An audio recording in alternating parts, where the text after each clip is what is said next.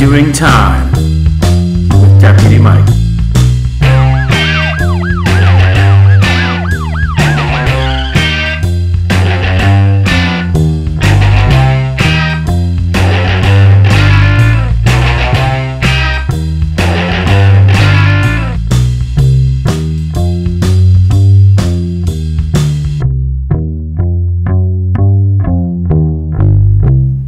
Hi, welcome back to Doing Time with Deputy Mike. I'm your host, Mike, and today I have a couple brother officers from the Trumbull County Sheriff's Office, and they're going to tell us what they do on a daily basis, somewhat.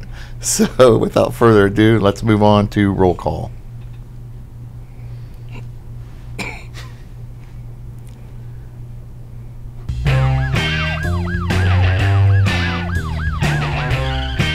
Grab your feet and take a seat. It's roll call time. So we'll start with you, Nick, if you want to introduce yourself, and we'll just go around the table. Yeah, Deputy Nick O'Hara. I work for Trumbull County Sheriff's Office, assigned to the TAG Drug Task Force. Deputy Dave Hoover. Currently assigned to the Sex Offender Registration Notification Unit. Cameron Moore. I currently am in dental assisting at TCTC. Welcome aboard. So let's move on to the booking. The booking. Well, I was hoping to have another deputy from the road or our dog here today, which would have been pretty cool. But you guys both work for special units in our department. So, Nick, if you want to go ahead and tell us a little about yourself and how you got started and what you're kind of doing now. Yeah, so out of high school, I went to college, University of Akron, graduated, came back to the area, applied at the Trumbull County Sheriff's Office as a reserve deputy at the time. As you guys both know, it was hard back then to get a full-time position, so we started off donating time, as you would call it, which is unheard of now in today's day. From there, got hired on to as a corrections officer in our jail at the Trumbull County Sheriff's Office, and I was there for approximately, I'd say, 3.5 years. So well, we did in fact, we all three of us started in the jail. Let's talk about those correction days. So, how did you like being in the jail? It drove me crazy. See, I loved it. Yeah. Well, you did. You know what? Well, I enjoyed back in the day, actually, especially when the new jail was being built. I would bring in a prisoner, and that's how I met Dave. Yep. Yeah. Yeah, I started back in '97. Yeah. In the jail. Yes, sir. So, but I liked the jail. It had its moments, but for the most part, it wasn't too bad, and it helped you learn who individuals were, and helped you communicate better. And later on down the road, and as we all proceeded to move forward to other areas within the sheriff's office, we a lot of the same people that we dealt with then, we still deal with now. Yes, sir. Yeah. So you can chime in. You got any questions about any of that? What was your guys' favorite thing, like, working together? Like, what was your guys' favorite memory? Mine and Nick working together? Yeah. I don't know. There's been a lot. We've been through a lot together. I mean, we spent a lot of time when we were in the drug unit together. Man, there's days we stayed out all night. I guess just really getting to watch Nick grow into the position. Yeah, the position that he's in. And he was instrumental in training me. So Hoover actually kind of showed me the ropes when I first started. I will say this about Hoove. When it comes to training, I don't think we could find a better trainer, truthfully. I mean, because patience with this man is truly a virtue. And I don't know how he does it, especially when I come walking along. but no, seriously, no. I mean, you are a very good trainer. Thank you. and teacher. No, I second that. He's Yeah, I mean, I really want to say that from the bottom of my heart. I greatly appreciate that. There's a lot that we got to do, and it gets crazy at times. It does. So, anyways, as you're coming up from the CO and patrol, So in August of 2016, I was pulled out of the jail as a corrections officer and hired as a full-time deputy sheriff, and I began a shift. It was actually noon to 8. It was a power shift on the road. noon to 8. Do you know that shift over there at Newton Falls is crazy? I was talking, speaking of, we were off talking about one of the deputies off, Nick, and I told him, man, I couldn't do it. Maybe in my early days, but now that shift would kill me. They're busy. Oh my goodness. And well, it's like your body can never adjust because the way they're working it. It's nuts. Because I didn't know that, because I'm hearing them go into service in the morning with us, and then there's days I'm coming in and he's going out, and I'm like, wow.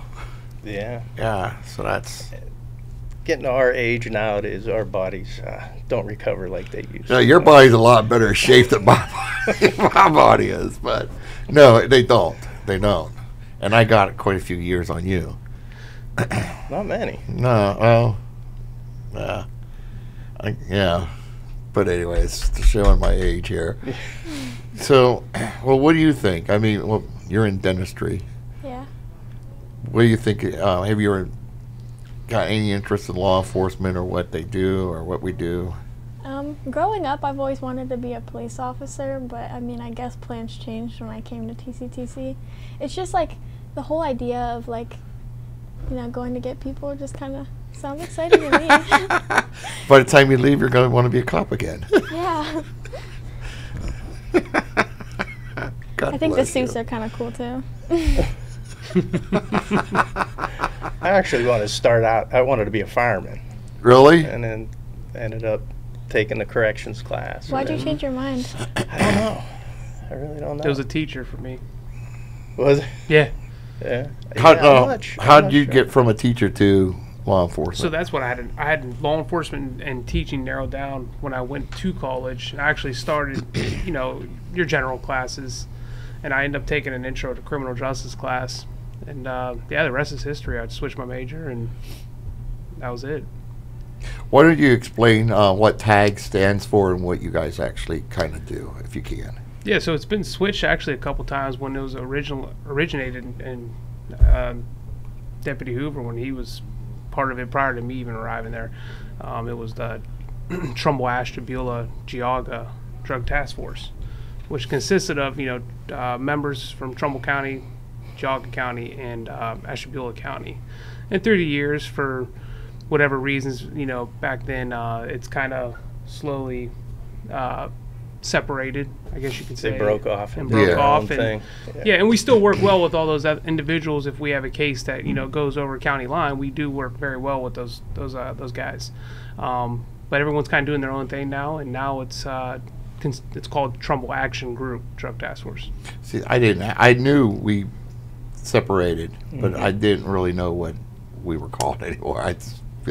Towards the end of my time in TAG, that's when Ashtabula yeah.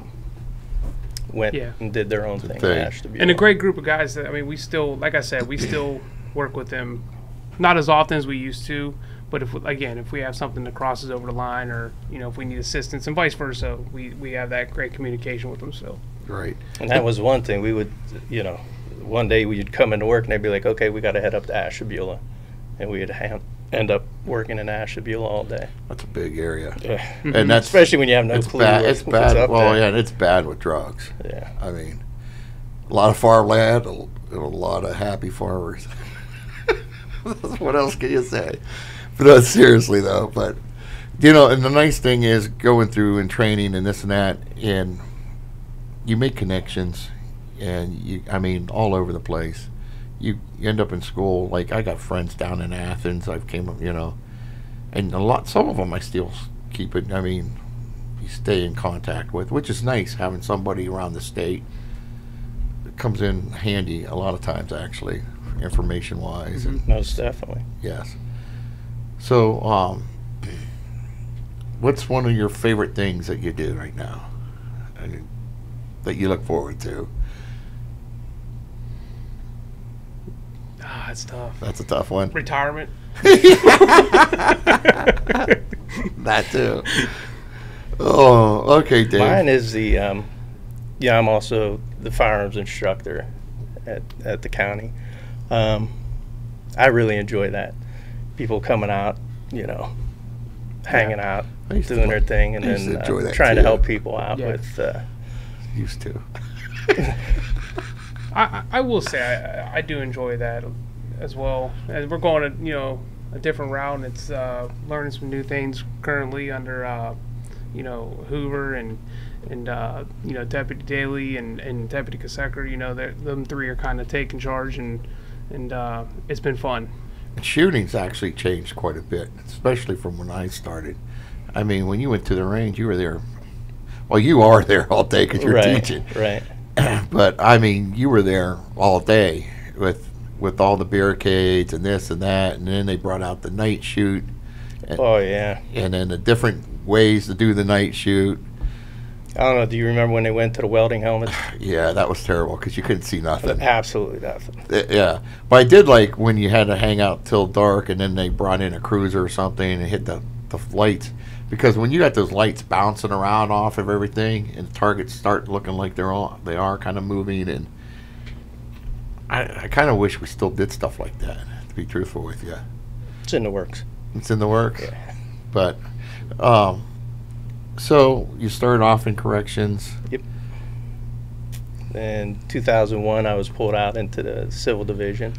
That's when I started working with Deputy Molinado in the sex offender unit. And then I was in that for maybe 2 years. And then I was approached by a couple of the guys from TAG. Wanted to know if I was interested in doing any drug work. I was young at the time. I was like, yeah. Yeah. So I went on that, and probably, I don't even know, 8, 9, 10 years I was with TAG.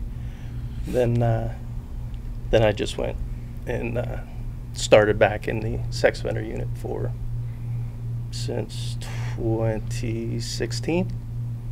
Been in it. Do you know what he's talking about, like what that unit is? No. Sex offender unit, it's people that have been charged with sex crimes. Then they either take a plea or get, found guilty of the sex crime. They will get duties that they have to register with the sheriff's office. It's really the it's crazy complex. thing is, all right, you think of most people, and there's like a house or an apartment Yeah. or a trailer. Well, these guys got to go hunt people down that are living in the woods. We'll have homeless. Yeah. And the one, Homeless or sex I remember talking to Russ, and I was like, what do you do when you have to leave that notice or whatever? He goes, well, I know the tree that they're closest to, and I pinned it to the tree. Like, call me, or this is your court date, or this is your appointment date. I was like, really? He goes, yeah, how else are you going to get a hold of them? You have to do that. Then you take pictures of it for show that it's there. Yeah. Investigation. So yeah. Well, what if they don't answer or call back or anything? Then what do you do? Then we'll start an investigation on They could, them. move Because out of if the they don't country. call anything like that, that leads us to believe that they're not staying where they're supposed to be staying until we get actual notification that they're there. And then if they're not there, then we'll proceed and file charges on them. Is And they it have like to- scary? Okay. Sorry. Is it scary, doing that kind of No. cases? No, not at all. But I've been doing it a long time. So is my partner, and we've worked together a while. So It's nervous when you first start something. yes, Like, I remember when the first day I was cut loose on patrol, and you sit there and you think about everything you were taught in the academy. And I was able to ride. I rode the whole year before I graduated the academy and stuff. So then, it's fine when you're there with somebody But when they cut you loose and you have 100,000 some scenarios running through your mind, oh my God, what if this happens? What if that happens? But then that just goes away. Yeah.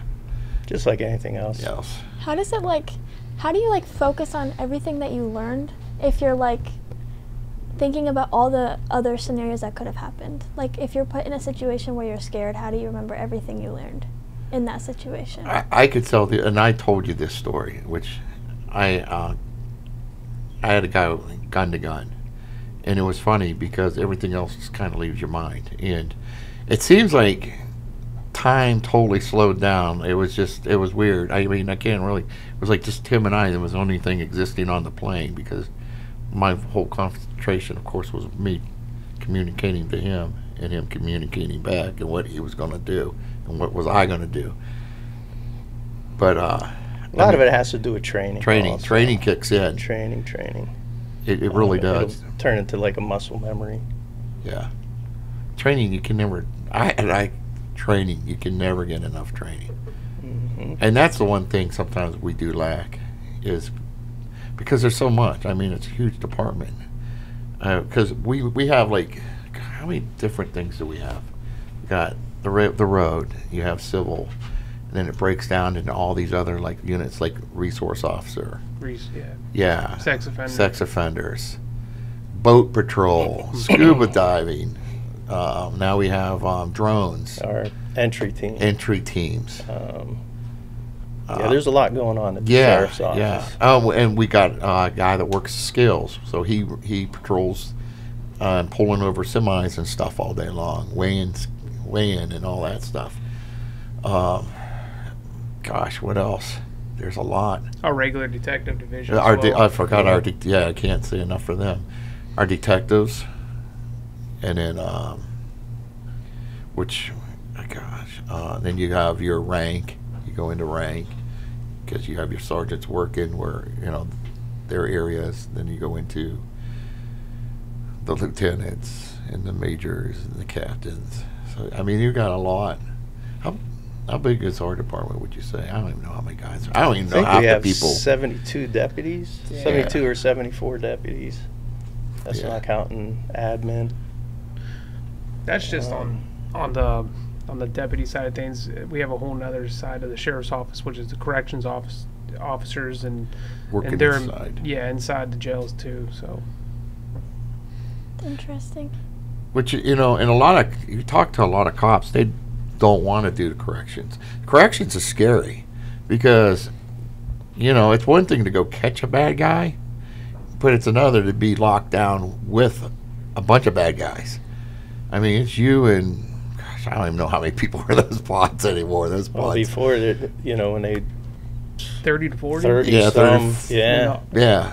Most of the time I was in there, the pods were all filled. Filled up. And then you had boats the on boats the floor. People on the, The bunks. They call them boats, but they're bunks on the floor. And I guess, they'd be lined up on the floor when we were there.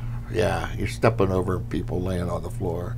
It's crazy. Yeah, some people are like insane. Like there's like TV shows all about it of like people that are like locked up, and like the things that people be doing are like saying, or like isn't there like a difference between like a girls and then a guys area? So they're like, are they in like the same building? Separated. It's in the same building, different pod sections. So. Yeah, and what's funny is that you brought that up. When I started, where crime was, especially with female, there was less female crime, and now that's quadrupled. I mean, most of the time you were actually dealing with more male than you were females, but equal rights. Now it's like, I think the drug epidemic happened. A lot of stuff has happened with the way things have changed, and the women's section just isn't big enough. They're like really overflowing. I mean, it seems like you build a brand new jail and you just run out of room. Yeah, there's normally like a lot of fights from what I hear. Like there's like a lot of fights in like sometimes like the girls area and the guys area, but like I don't know, I hear a lot more in the girls area, like the women's pod. A lot of I mean, you got a lot of different personalities all jammed in one place. For the majority of the time, I mean, yeah, you have your fights, but when I was in the jail, it didn't seem like there was. No, All I that mean, you'd many. have your fights, but Yeah. and it's, truthfully, the the sheriff's office, which holds the inmates, that's more dangerous than the prisons, because when we get people that are arrested, they haven't been classified yet, truthfully. So when they get to prison, they're classified and they go to wherever they should be. So here you kind of classify them, but they're not totally classified. So you'll have your maximum offenders, like your real bad people, and then you'll have like the next tier down, and then eventually you go down to like your non-aggressive or like DUIs, traffic Your offenses, misdemeanors. misdemeanors. Yeah, but it could be scary. It's a job that you can't let your guard down, Right. and you got to give those guys kudos because they're in there and they're unarmed. Mm-hmm. Yeah, Like we were saying, I learned a ton when I worked inside how to it truly communicate does. with people. Your number one weapons right here, especially if you talk. Even on the paperwork side of things, like we learned what days and Oh, what courts yeah. run, which later helped us down the road. You Mhm. know, I mean, mainly the communication once the individuals Oh. inside. Yeah, because so like they go to the barber, which Yeah. is inside, and they love to talk, and they all have nicknames, especially with these guys now because they know most of the street names. Because when they're talking, they're all talking about the great things they do, and they're using all their street names. They don't, it's not like, hey, me and Mike went over here. Which is nice for these gentlemen because it's like, wow, man, I knew that dude because I remember him talking about him. Yeah, Yeah. definitely does help out a lot. Yeah. Yep. So, how many more years you got? I mean, roughly. I We- think we just got our statements. I can go in 3. Well, I could actually go, except, 3. That'll give me my 30. I have my 30, but I don't have my age. Okay. So I'm actually 2000 3. 2039 for me, so we're Sounds we like gotta- far, far away we in the universe. we got another 15. But truthfully, like I enjoy it here. I think I finally found what I enjoy. I mean, I've worked the road, I've worked the jail, I've worked the courts. I've done quite a bit. What made you want to come here, like specifically this school, and become a deputy here? Like out of all places you could have been, why here? You want to know the truth? I didn't want to come here. Really? Why? I don't. You know what? It's a good question because as a resource officer, you're supposed to get to know all the kids, and the idea is you come in when you're young and you start to get to know them. So by the time you're a senior, I've known you for quite a while. Here, you only get to know the kids roughly 2 years. Yeah. I mean, they come, they go. And to me, I was thinking to myself, well, I have teenagers. I've coached. I've done this and that. And I know most teenagers, don't want to listen to authority as it is, let alone here comes some big fat cop. Yeah, it's like, oh, man, what's this guy hanging around me for? But I found out I was totally wrong when I got here. And when I first started, they would move me like I was a fill-in.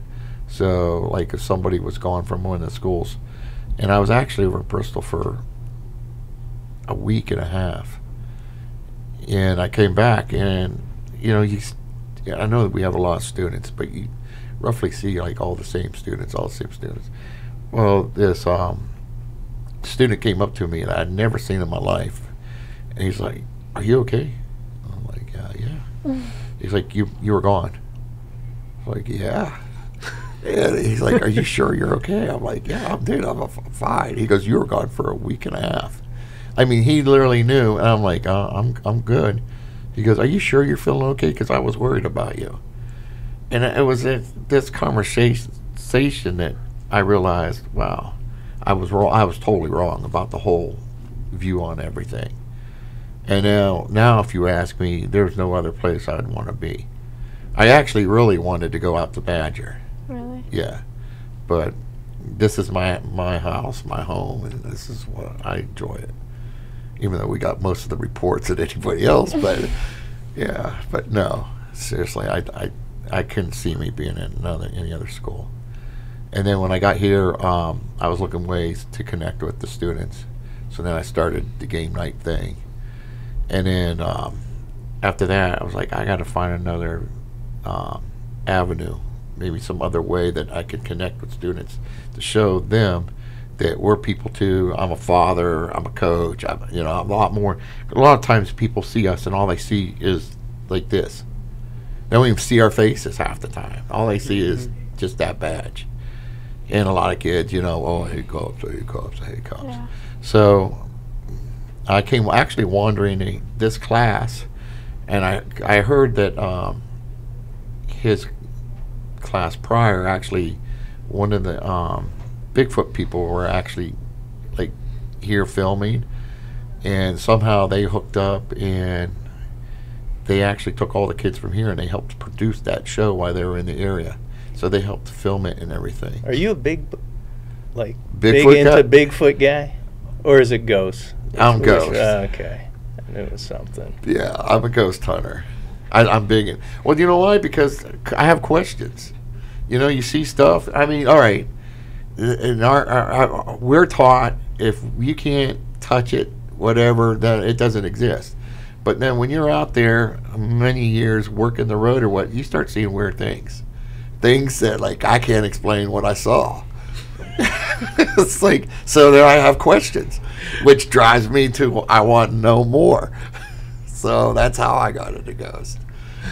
But anyways, that's how I ended up with this podcast, because I was looking for another avenue to connect with students, and he told me that how they filmed all that. And in fact, that's what I said. I said, I don't know about Bigfoot, but man, I'm into ghosts. How about if I go ghost hunting and take some kids with me? And this is how the whole thing started. So here we are today. Yeah. I never knew that. You didn't know that? No. Oh, yeah. See, you're going to have to watch some of my episodes. I shared pictures and everything. We went to Hillview Manor, and Rushak was with us. Oh, Rushak's a ghost hunter. Yes, he is. And literally, he had some really good pictures. But we were just on the tour of the place, and everyone looked down the hall, and there's this dark shadow pacing back and forth, blocking out the exit sign. We're like, are you seeing this? And we're standing down there watching this thing. Like, literally, it would stop. Like, I don't know if it's looking at us. And it's just pacing back and forth. We watched for like 5 minutes. And then they're like, well, we really need to get on the tour so you guys can go ghost hunting. But it was like crazy. I mean, that place is like, if you ever get a chance, I'd recommend it. I think like ghosts and like horror things are like really cool. Like one thing I really believe in that everyone laughs at me for is skinwalkers. Like for some reason I think that they're like really interesting to do research on. It's like you don't know like skinwalkers? I it's do. a demon Oh, that gosh. can possess animals. I'm about to and, bring like, you guys on for a paranormal stuff. They're scary. I think it's so cool. Like I see like videos of like deer like running across the road, but it's like possessed. Like its head's like. It's just so interesting to me. Never seen that. Yeah. You've never Me heard of either. Oh, well, they're evil. I mean, they're actually, the shapeshifters come from American Indians. And the basics, I think mostly Cherokee, Navajo. They're witch doc. They're like medicine man gone wrong. But they murder, they do all kinds of stuff, and they change shapes. They're like almost on a demon kind of thing. They say, well, actually, and this is funny. He said that. You ever watch Josh Gates? Oh, guys. So, they went to Utah or somewhere because there was like all this stuff supposedly going on with these skinwalkers. And the people there will tell you, you don't stop at this, this, this. And the one guy, and I never knew this, they're like, always look at their legs. because you might see a person, but you better look at the legs because the legs are more like an animal. So if you see fur and stuff, you don't stop and pick up a hitchhiker. And literally, they're driving down the road, like his investigators, and right where they said, all of a sudden out of nowhere, in the middle of nowhere, there's this dude hitchhiking. And that they're filming it, and it's like, oh my God, didn't they say about the hitchhiker?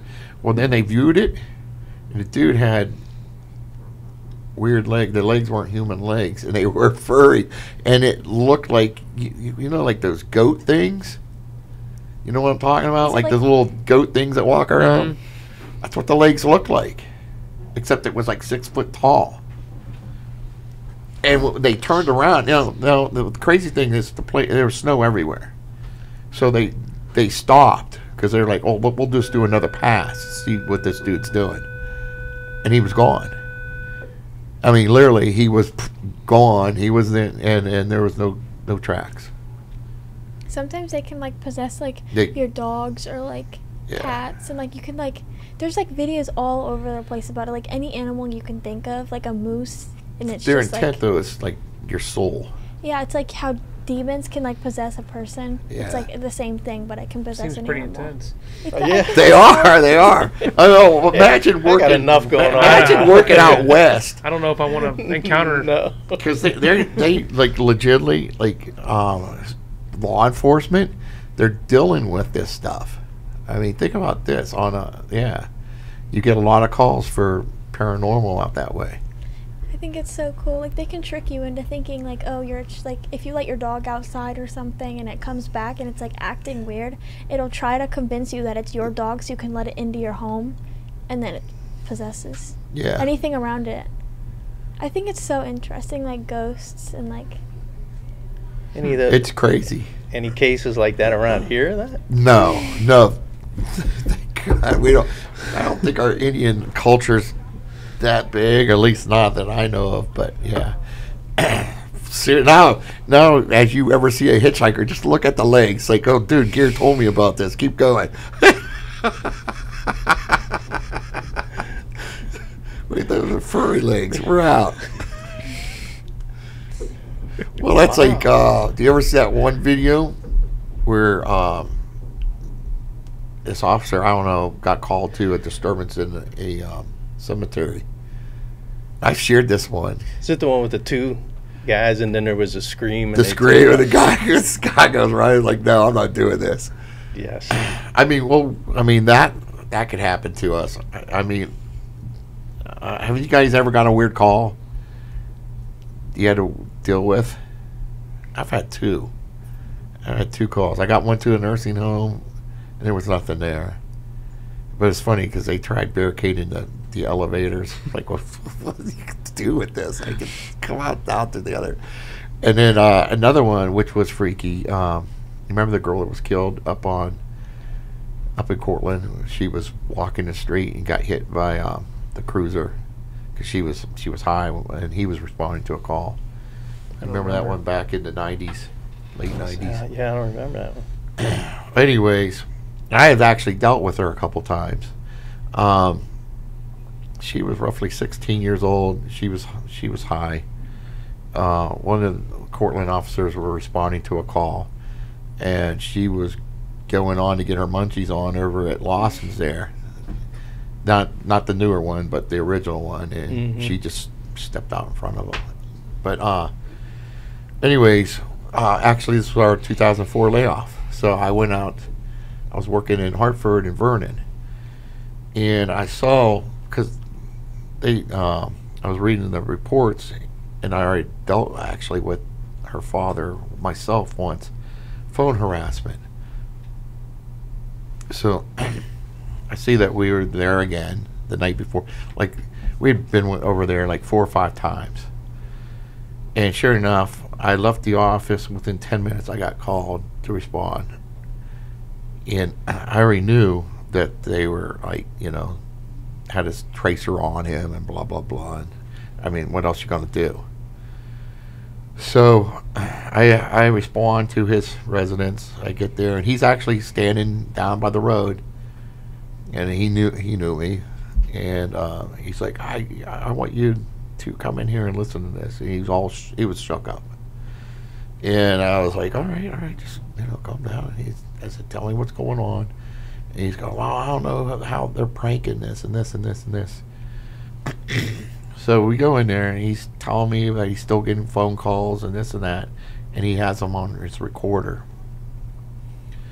So then he goes, well, I want you to, he goes, I don't get this. And he shows me the report. That he literally just got the reports that day on his trace. So the messages that he actually recorded were on that paper.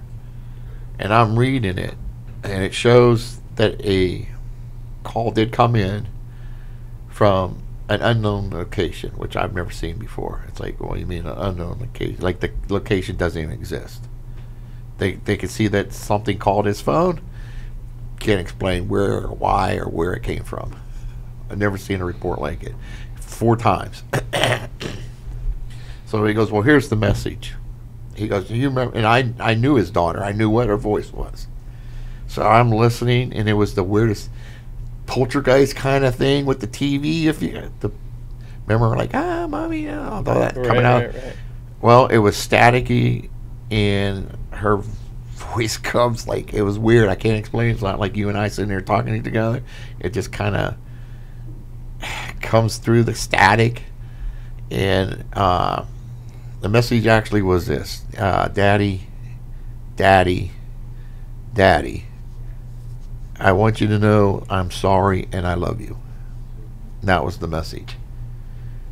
And he's like this, it's like, and I'm just looking at him holding these papers, and it's like, what do I don't know. I looked, I said, I don't know what you want me to do. I said, they're still tracing your line. This is the report. And I said, I don't know. I mean, he's like, is that a prank? You know her voice. I think what he wanted was confirmation that was his daughter. And I had to say, yes, that was his daughter, because I did know her voice. And that was her voice on that phone, on that message, on his message machine. And then the other one was more staticky. You couldn't really hear it. And so was the third. He had 3 of them. But on that one, her voice came through, and that was her voice, and it still gives me, it makes my hair raise. Goosebumps. Dude, that's why I go ghost hunting, because I want answers. It's like, I mean, we all have questions, but how do you explain that one? I can't. All I know is I went to the call, did a report, and put it in my report to, so. But, I mean, we do get strange calls like that. I don't know. I mean, I don't know if you've had any weird, you haven't had that opportunity. No. Would you want to get, like, weird calls? Like, do you think No. it's interesting? I was going to say, yeah. Not going. No.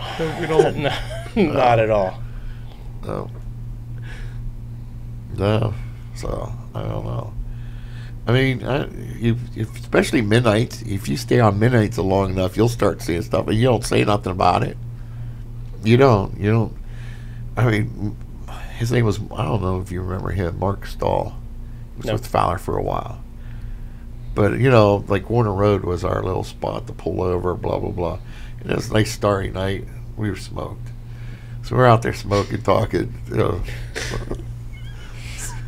and just talking. And you see this light go flying by with no sound. Like, it is funny. Like, we were just both froze, and then he looks at me and goes, what was that? I'm like, I don't know. So what are we going to do? Nothing. He goes, who are we going to tell?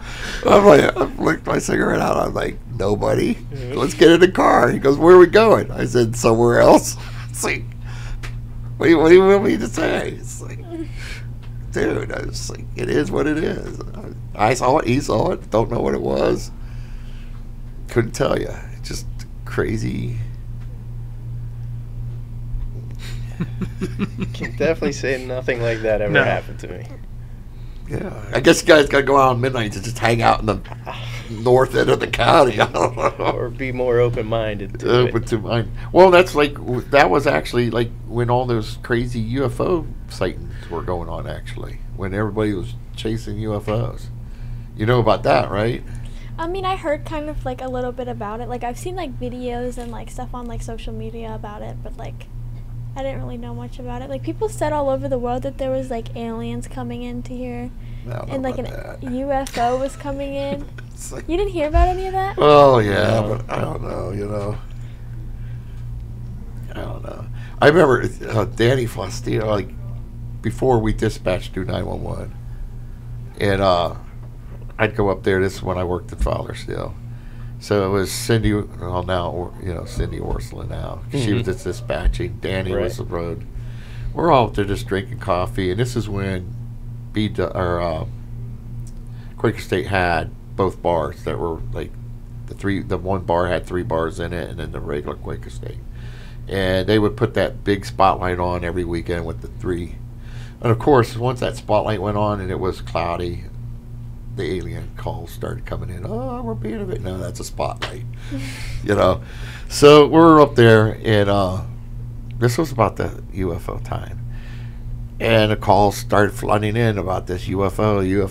And Danny's like, these people, you know. So he puts out his coffee, and he goes outside. Cindy and I just stand there talking. And she finally realizes, like, where's Danny at? I'm like, I don't know. So she buzzes me out, and I go out in that little lobby. You know, like, oh, he's standing there staring up at the sky. So I come back in, and next thing you know, we hear these sirens screaming, and he's on the. I'm chasing something. He went chasing something down. Where was he headed? Westbound on 11. Chasing some object right above the roadway. So we're like, just looking at it, it's like, are we hearing this? Like, it's like, okay. And then he went off into Hubbard there and Liberty and yeah, 90s. You had to love the 90s. I must have slept through. But anyways, I'm surprised you guys haven't had any weird calls. I mean, you've never had a strange call. Gosh. I mean, I agree with you on the patrolling up north. You patrol up north during the daytime, and then you go up at night. It's a completely different Oh, it is. just view of things, and you know, you're passing up roads that you know are there during the daytime, and it's been granted, it's been years since I've been on the road up north, but And nighttime nighttime's completely different. different. Yeah, it is, because especially when you get up north and you get in the wooded area and stuff like that, and it's very distorting sometimes. Like, it's like, oh man, where am I? Because there's no lights, and it's easy to get turned around if you don't know where you're at up there. Like those Amish, you know, I was coming down one of those little side roads, and all of a sudden I had all these little lights in front of me. I'm like, what is that? And it was all a bunch of little Amish kids on those little scooter things. Mm-hmm. But I mean, coming down the road, like, I couldn't tell what it was because they were taking up the whole roadway. It's like, what is all these little lights? There they were on their scooters, pitch dark. I'm like, geez, yeah, you see some stuff. But anyways, That you do. yes. So actually, it's time to move on to, guess what? That's embarrassing.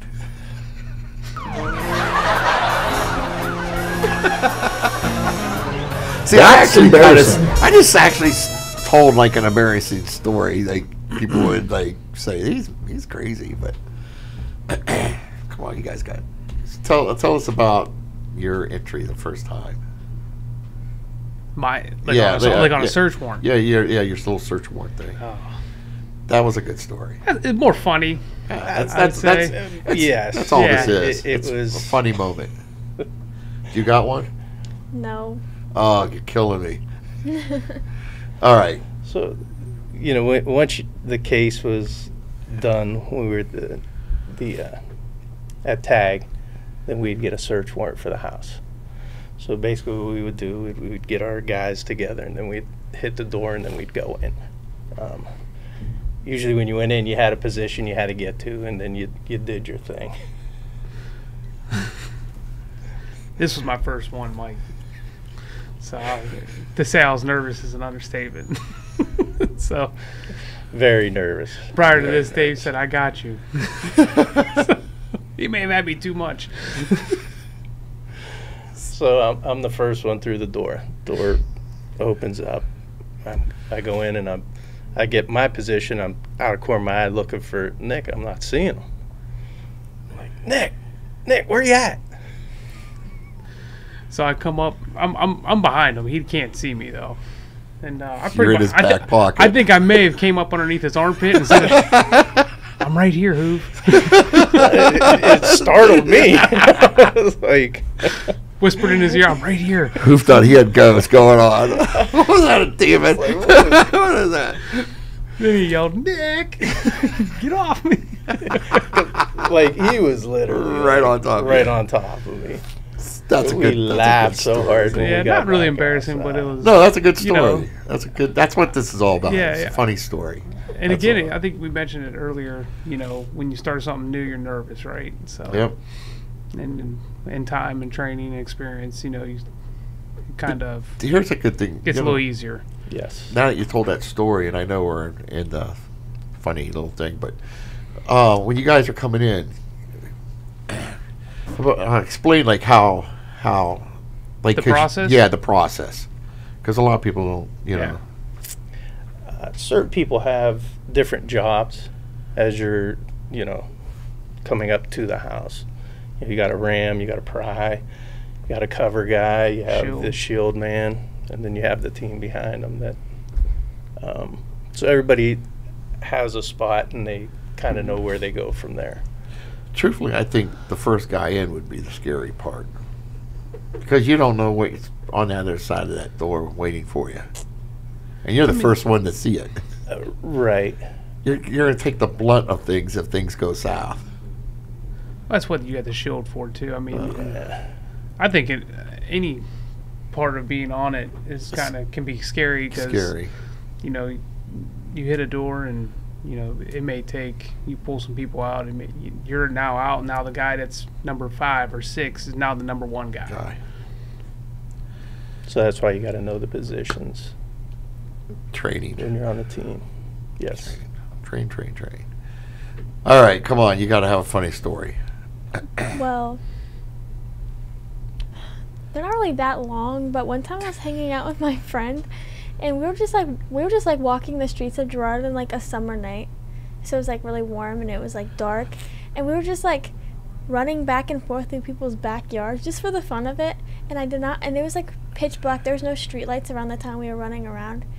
And I tripped over a pothole and face planted like face down, and my entire back legs came up and like flipped all around me. See, that's an embarrassing moment. No, I'm like the clumsiest person ever. Like, So was you all right? yeah, like my whole face was like red, and I had like a chunk of like a flower in my phone case for some reason, like right in the crack of my phone. My entire cheek was red. I'm not laughing, but I'm sorry. No. That's a good story. I still laugh about it, and this was like 2 summers ago. That is a good story. All right, let's move on to shout outs. This is very Big easy. shout out to Say hi to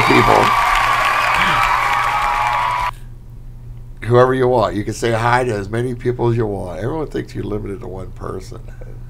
I'll give a shout out to she just recently retired, one of our coworkers, Jolene. Yeah. She did 31 years, and she's a good person. She did a lot for the sheriff's office, and so we'll give a shout out to her. Yes, most definitely.